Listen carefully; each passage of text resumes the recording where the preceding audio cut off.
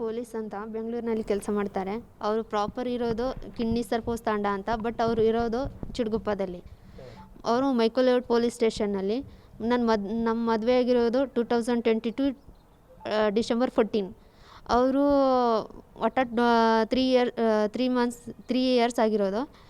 ಅವರು ನನಗೆ 1.5 ವರ್ಷ ಚೆನ್ನಾಗಿ ಇಟ್ಕೊಂಡಿದ್ರು. ಆಮೇಲೆ ಎಲ್ಲ ಡೌರಿ ಹರಾಸ್ಮೆಂಟ್ ಮಾಡ್ತಾಯಿದ್ದಿದ್ರು. ಅಂದರೆ ಮನೆಯವರೆಲ್ಲ ನಮ್ಮ ನಾದಿನಿಯವರು ಸವಿತಾ ಅಂತ, ಮತ್ತು ಅವ್ರ ನಾದಿನಿಯವ್ರ ಮನೆಯವರು ಬಸವರಾಜ, ಮತ್ತು ಅವ್ರ ಅಣ್ಣ ಅನಿಲ, ಅವ್ರ ಅಮ್ಮ ಮೈನಾಬಾಯಿ ಅಂತ ಹೇಳಿ, ಮತ್ತು ಏನಿದೆ ಅಂತ ಹೇಳಿದ್ರೆ ಎಲ್ಲ ಕಡೆ ಚೆನ್ನಾಗಿ ನೋಡ್ಕೊಳ್ಳೋಂಗಿಲ್ಲ ನಮ್ಮ ಅಮ್ಮಗೆ, ಇದು ಅದು ಅಂತ ನೆಪ ಮಾಡ್ತಾಯಿದ್ರು. ನಾವು ಪರ್ಸ್ನಲಾಗಿ ಕೇಳಿದ್ರೆ ನಮ್ಮ ಡೌರಿ ಬೇಕು, ಇದು ಅದು ಅಂತ ಹೇಳಿ ನಮ್ಮನ್ನು ಹರಾಸ್ಮೆಂಟ್ ಮಾಡ್ತಾಯಿದ್ದಿದ್ರು. ಒಟ್ಟಾರೆ ಎಲ್ಲಿ ನಾವು ಪೊಲೀಸ್ ಸ್ಟೇಷನ್ನಲ್ಲಿ ಓದಿದ್ರು ಅವರಿಗೆ ಒಂಥರ ಏನೋ ಸಪೋರ್ಟ್ ಮಾಡ್ತಿದ್ರು. ನಮ್ಮನ್ನು ಡೌರಿ ಡಿಮ್ಯಾಂಡ್ ಮಾಡ್ತಾ ಇದ್ದಾರೆ, ನೀವು ಕೇಸ್ ಹಾಕೊಳ್ರಿ ಅಂತ ಹೇಳಿದ್ರೆ ಇನ್ನೂವರೆಗೂ ಏನು ಹಾಕೊಳ್ಳೋಕ್ಕೆ ರೆಡಿ ಇಲ್ಲ ಅವರು. ಕಂಪ್ಲೇಂಟ್ 498 ಕೊಟ್ಟಿದ್ದೀವಿ. ಆದರೆ ಅವ್ರಿಗೆ ಏನೋ ಒಂಥರ ಇದು ಇಲ್ಲ, ರೆಸ್ಪಾನ್ಸ್ ಇಲ್ಲ ಕರೆಕ್ಟಾಗಿ. ನಾವು ಡಿಸೆಂಬರ್ 2024 ಡಿಸೆಂಬರ್ 24ನಲ್ಲಿ ಕೊಟ್ಟಿದ್ದೀವಿ. ಬಟ್ 9 ಮಂತ್ಸ್ ತಗೊಂಡಿದ್ರು ಅವರು ಚಾರ್ಜ್ ಶೀಟ್ ಹಾಕೋಕ್ಕೆ, ಮತ್ತು CC ನಂಬರ್ ಹಾಕಲಿಕ್ಕೆ 2. ಒಟ್ಟು ಏನೋ ನಮಗೆ ಇಗ್ನೋರ್ ಮಾಡ್ತಾಯಿದ್ರು ಅವರು ಡಿಪಾರ್ಟ್ಮೆಂಟ್ ಅಂತೇಳಿ. ನಾವು ಏನು ಅಂದರೆ ಅವರು 2-3 ಏರಿಂಗಿಗೆ ಸ್ಕಿಪ್ ಮಾಡ್ತಾರೆ. ಒಟ್ಟಾರೆ ನಮ್ಗೆ ಡಿಲೇ ಮಾಡೋದು, ನಮ್ಗೆ ಹಿಂಸೆ ಮಾಡೋದು, ಎಷ್ಟೇ ದಿನ ಹೋಗಲಿ ಹಿಂಗೆ ನಡೀಲಿ ಅನ್ನೋ ಇಂಟೆನ್ಷನ್ ಅವ್ರದ್ದು. ಇಲ್ಲ, ಗಂಡನ ಜೊತೆ ಇಲ್ಲ, 1.5 ವರ್ಷ ಆಯಿತು. ಅವ್ರಿಗೆ ಹುಷಾರಿದ್ದಿರಲಿಲ್ಲ. ಬೆಂಗಳೂರಿನಲ್ಲಿಂದ ನಮ್ಗೆ ಚಿಡ್ಗುಪ್ಪಕ್ಕೆ ಕರ್ಕೊಂಡು ಹೋದ್ರು. ಚಿಡ್ಗುಪ್ಪಕ್ಕೆ ಅವ್ರ ಅಣ್ಣ ಕರ್ಕೊಂಡು ಬಂದರು. ಅಣ್ಣ ಕರ್ಕೊಂಡು ಬಂದ ತಕ್ಷಣ ಅವರು ಡೌರಿಗೆ ಇವ್ರಿ ಎಲ್ಲ ಹರಾಸ್ಮೆಂಟ್ ಮಾಡ್ತಾಯಿದ್ದು. ನನಗೆ ಹುಷಾರಾದಮೇಲೆ ಆಮೇಲೆ ನಾನು ಕರ್ಕೊಂಡು ಹೋಗ್ತೀನಿ ಅಂಥೇಳಿ ನಮ್ಮ ಅಮ್ಮನ ಮನೆಯಲ್ಲಿ ಅಂತ ಬಿಟ್ಟು ಹೋದರು. ಈಗ 1 ವರ್ಷ ಆಯಿತು ಆಲ್ಮೋಸ್ಟ್. ಏನು ಗಿಸೇಜ್ ಅಂದರೆ ಒಟ್ಟಾರೆ ಬೈಯೋದು, ಅಮ್ಮನಿಗೆ ಬೈಯೋದು, ಏನೇನೋ ಕೆಟ್ಟ ಪದ ಯೂಸ್ ಮಾಡಿ ಬೈತಿರ್ತಾನೆ. ಯಾವಾಗಾದ್ರೂ ಕಾಲ್ ಮಾಡ್ತಿರ್ತಾನೆ, ನಾನು ರಿಸೀವ್ ಮಾಡಲ್ಲಂಗಿಲ್ಲ, ಹಂಗೆಲ್ಲ ಹಿಂಸೆ ಮಾಡ್ತಿರ್ತಾನೆ ಅಂಥೇಳಿ ಮೆಸೇಜೆಲ್ಲ ಹಾಕ್ತಾನೆ, ಕೆಟ್ಟ ಪದ ಯೂಸ್ ಮಾಡ್ತಿರ್ತಾನೆ. ಅವ್ರ ಅಮ್ಮ ಆಗಲಿ, ಅಕ್ಕ ಆಗಲಿ, ಅಕ್ಕನ ಮಗಳಿಗೆ ಏನೋ ಮಾಡ್ಬೇಕಂತ ಇದ್ದಿದ್ದಂತ. ಇನ್ನೊಂದು ಮದುವೆ ಮಾಡೋ ಪ್ಲ್ಯಾನ್ ಇದೆ ಅವ್ರದ್ದು. ಅದಕ್ಕೆ ನಮಗೆ ಡೈವೋರ್ಸ್ ಕೊಟ್ಬಿಟ್ಟು ಅವ್ರ ಅಕ್ಕನ ಮಗಳಿಗೆ ಮಾಡ್ಕೋಬೇಕನ್ನೋ ಇಂಟೆನ್ಷನ್ ಇದೆ. ಬಟ್ ಬೇರೆ ಕಡೆ ಎಲ್ಲ ಹೋದ್ರೆ ಹಿಂಗಿಲ್ಲ, ನಮ್ಮ ಅಮ್ಮಗೆ ನೋಡ್ಕೊಳ್ಳೋಂಗಿಲ್ಲ, ಹಿಂಗ ಅಂತ ಹೇಳಿ ಎಲ್ಲ ನೆಪ ಮಾಡ್ತಿದ್ದಾರೆ ಅಷ್ಟೇ. ಅವರೇ ಬೇರೆಯವ್ರನ್ನ ರಕ್ಷಣೆ ಮಾಡ್ತಿರ್ತಾರೆ ಅಂತ ಹೇಳ್ತಾರೆ. ಆದರೆ ಅವ್ರು ಒಂದು ಹೆಂಡ್ತಿಯನ್ನೇ ಚೆನ್ನಾಗಿ ನೋಡ್ಕೊಳ್ಳೋಂಗಿಲ್ಲ ಅಂತ ಹೇಳಿದೆ ಬೇರೆಯವ್ರಿಗೆ ಏನು ರಕ್ಷಣೆ ಕೊಡಬೇಕು ಅವರು? ಮತ್ತು ಹಿಂಗ ನಿನಗೆ ಸಾಯಿಸ್ಬಿಡ್ತೀನಿ, ಅದು ಮಾಡಿಬಿಡ್ತೀನಿ, ಇದು ಮಾಡಿಬಿಡ್ತೀನಿ ಅಂತ ಆ ಚಾಟಿಂಗ್ ಮೂಲಕ ನನ್ನನ್ನು ಹಿಂಸೆ ಕೊಡ್ತಿರ್ತಾರೆ. ಡೌರಿ ಬೇಕಂತಲೇ ಹೇಳ್ತಾ ಇದ್ದಾರೆ ಅವರು, ದುಡ್ಡು, ಬಂಗಾರ, ಒಡವೆ ಎಲ್ಲ ಅಂಥೇಳಿ. ಈಗ ನಮ್ಮದು ಅಂದರೆ ರೀಸೆಂಟಾಗಿ 10 ಲಕ್ಷ ಬೇಕು ಅಂತ ಹೇಳಿದ್ರು. ಇಲ್ಲ, ಬರಬೇಕಾದ್ರೆ ಇಷ್ಟು ದುಡ್ಡು ತೊಗೊಂಡು ಬಾ, ಇರ್ಲಿಕ್ಕಂದ್ರೆ ಬೇಡ ಅಂತ ಹೇಳ್ತಾ ಇದ್ದಾರೆ. ಮಕ್ಕಳಾಗಂಗಿಲ್ಲ. ಯಾರಾದರೂ ಕೇಳಿದ್ರೆ ಅವ್ರಿಗೆ ಮಕ್ಕಳಿಲ್ಲ. ಏನೋ ಮಾರ್ಕೆಟ್ನಲ್ಲಿ ಸಿಗತ್ತಾ ಮಕ್ಕಳು? ಅವರೇ ಚೆನ್ನಾಗಿ ನನ್ನ ಜೊತೆ ಬಾಳ್ಕೊಂಡಿಲ್ಲ ಅಂದರೆ ಹೆಂಗೆ? ಆದರೂ ಹೇಳ್ತಿರ್ತಾರೆ, ನನ್ನ ಪರ್ಸ್ನಲ್ ಜೊತೆ ನಿನ್ನ ಮಕ್ಕಳಾಗಿಲ್ಲ, ಇದು ಆಗಿಲ್ಲ ಅಂತ ಎಲ್ಲ ಜೊತೆ ಹೇಳ್ಕೊಳ್ತಾ ಇದ್ರು. ನಂದು ಮರ್ಯಾದೆ ನನ್ನನ್ನು ಎಲ್ಲ ಕಡೆ ಹೇಳ್ಕೊಬೋದು, ನನ್ನ ಟೀಕೆ ಮಾಡೋದು, ನಮ್ಮ ನಾದಿನಿಯವರು ಅದು ಇದಾಗಲಿ, ನಿನ್ನ ಮಕ್ಕಳಿಲ್ಲ, ನಿನ್ನ ಬಂಜತನ, ಅದು ಇದು ಅಂತ ನನಗೆ ಒಟ್ಟಾರೆ ಎಲ್ಲ ಕಡೆ ಹೇಳ್ಕೊಂಡು ನನ್ನ ಮರ್ಯಾದೆ ಕಳೀತಿದ್ರು. ಸತ್ರು ಪರವಾಗಿಲ್ಲ, ನಾನು ಮಾತ್ರ ನಿನ್ನ ಕರ್ಕೊಂಡು ಹೋಗಲ್ಲ, ಯಾವತ್ತಾದರೂ ಒಂದಿನ ನಿನಗೆ ನೋಡ್ಕೊತೀನಿ, ನಿನಗೆ ಹಂಗೆ ಮಾಡ್ತೀನಿ, ಹಿಂಗೆ ಮಾಡ್ತೀನಿ ಅಂತ ಹೇಳಿ ನನಗೆ ಒಂಥರ ಹಿಂಸೆ ಕೊಡ್ತಿರ್ತಾನೆ. ಮೆಸೇಜ್ ಅಂತ ಹೇಳಿದ್ರೆ ಅವ್ರದ್ದು ಮೆಸೇಜ್ ಕೆಟ್ಟ ಪದದಿಂದ ಬೈದ್ಬಿಟ್ಟು ಮತ್ತೆ ಬ್ಲಾಕ್ ಆಗಿಬಿಡ್ತಾನೆ. ಡೌರಿ ಕೇಸ್ ಒಂದು ರಿಜಿಸ್ಟರ್ ಮಾಡ್ಕೋಬೇಕಂತ ಹೇಳಿ ನಂದು ಅನಿಸಿಕೆ. ನನಗೆ 3 ಹೆಣ್ಪರ್ಗಳು ಸರ ಆಯಿತು. ಅದರಾಗೆ ಒಬ್ಬರು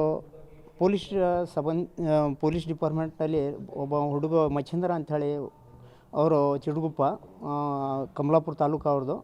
ಡೌರಿನ ಮಕ್ಕಳು ಎಲ್ಲ ಕೇಳಿದ ಕೊಟ್ಟೀನಿ. ಮತ್ತೇನದ ಅಂತಂದ್ರೆ ಈಗ 19 ತಿಂಗಳು ಎಲ್ಲ ಬೆಸ್ಟ್ ಇಬ್ಬರು ಗಂಡ ಹೆಂಡತಿ, ಬೆಸ್ಟ್ ಇಬ್ಬರು, ಒಬ್ಬರ ಜೊತೆ ಒಬ್ಬರು ಚಂದ ಉಳ್ಕೊಂಡಿರು ಬೆಂಗಳೂರಿನಲ್ಲಿ. ಅವರು ಕೋರಮಂಗಲ ಇದು ರೀ ಮೈಕೋಲೇಔಟ್ ಪೊಲೀಸ್ ಸ್ಟೇಷನ್ ಟ್ರಾಫಿಕ್ದಲ್ಲಿ ಅವರು ಪೊಲೀಸ್ ಟ್ರಾಫಿಕ್ ಪೊಲೀಸ್ ಇದ್ದಾರೆ ಅಂತ ಹೇಳ್ಕೊರಿ. ಆಯಿತು, ಅಲ್ಲಿ ಚಂದ ಉಳ್ದಾರ, 19 ತಿಂಗಳು ಬೆಸ್ಟ್ ಇಟ್ಕೊಂಡಾರೆ.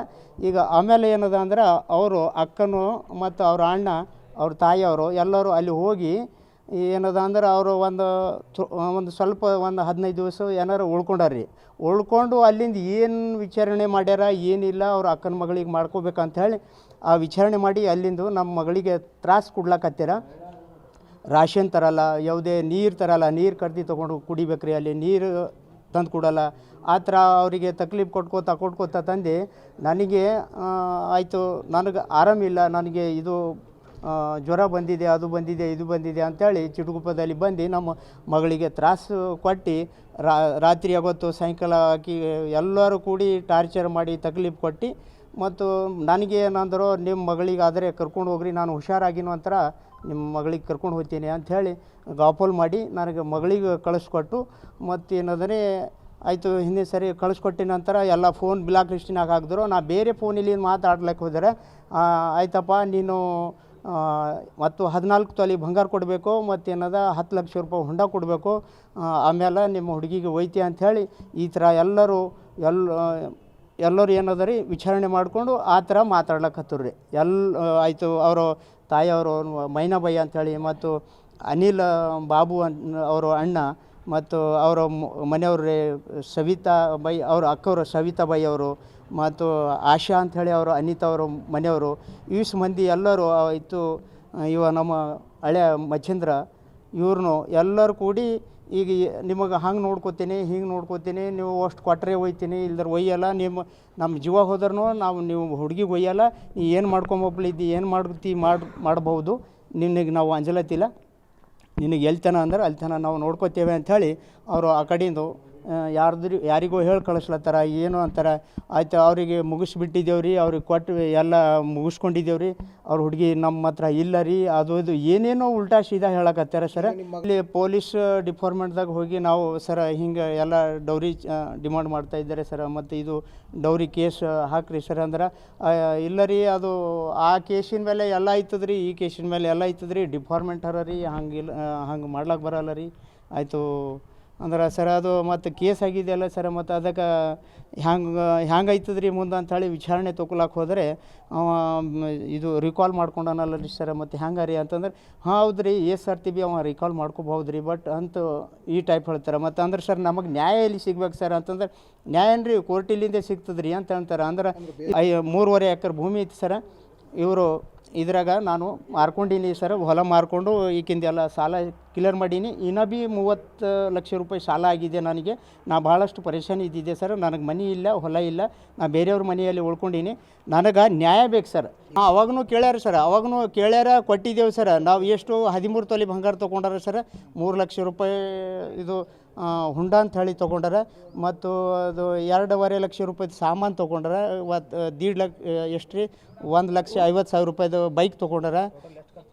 ಈ ಟೋಟಲ್ ಸರ ನಾನು ಮದುವೆದಾಗ ಸರ 26 ಲಕ್ಷ ರೂಪಾಯಿ ಖರ್ಚು ಮಾಡ್ಕೊಂಡಿದ್ದೆ ಸರ್.